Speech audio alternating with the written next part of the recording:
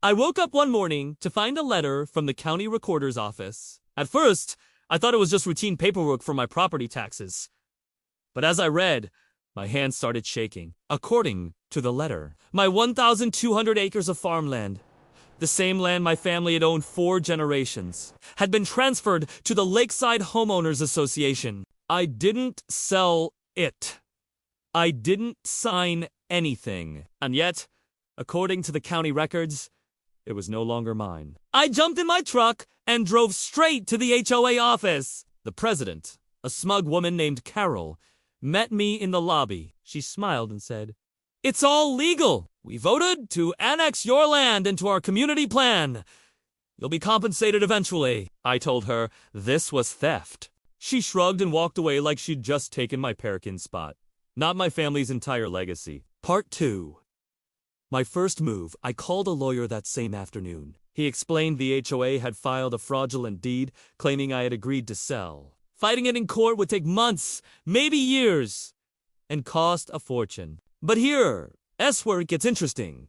My lawyer also pointed out something the HOA seemed to have overlooked. The moment they transferred my land into their name, every asset they owned became public record. That included their prized possession, a row of luxury lakefront mansions worth over $10 million combined. An idea started forming in my head. If they could legally take my land, maybe I could legally take something of theirs, using the same loopholes. Part 3. The setup. I dug into the HOA's financials, property records, and meeting notes. It turned out they had acquired the lakefront mansions through a shady community trust structure. The trust was technically open to public bidding if certain conditions were met. And guess what? Those conditions had been triggered when they absorbed my land. Which meant those mansions were fair game. I quietly filed the paperwork, partnered with a real estate investor friend, and made a ridiculously low offer for the entire row of mansions. Since the HOA board didn't notice the fine print, they approved the sale in a routine meeting. Part 4.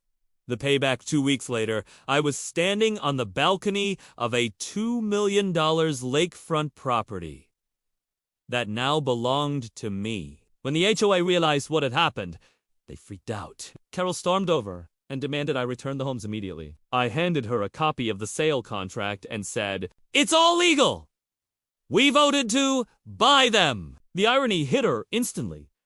I had used their own arrogant tactics against them. She threatened to sue, but my lawyer just laughed. They had signed everything themselves. Part 5, the final victory with the profits from selling the mansions. I hired the best legal team in the state. Within 6 months, we proved the HOASD transfer of my land was fraudulent. Not only did I get my 1,200 acres back, but the court ordered the HOA to pay damages. They lost their properties, their money, and their credibility in the community. Carol resigned in disgrace. Now, every time I drive past that lake, I can't help but smile. The HOA thought they could steal from me and get away with it, but they learned the hard way.